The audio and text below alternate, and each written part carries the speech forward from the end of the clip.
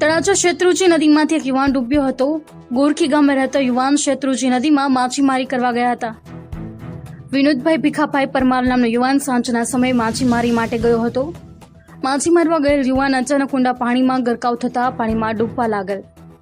યુવાન પાણીમાં ડૂબતા બનાવની જાણ તળાજા ફાયર વિભાગને કરતા ફાયર વિભાગ બનાવ સ્થળે પહોંચી હતી। ફાયર વિભાગ દ્વારા ઊંડા પાણીમાંથી યુવાનના મૃતદેહને બહાર કાઢેલ।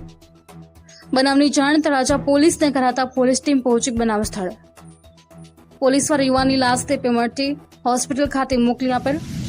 તળાજા પોલીસ દ્વારા હાલ યુવાનના મોતને લઈ આગળની કાર્યવાહી હાથ ધરેલ।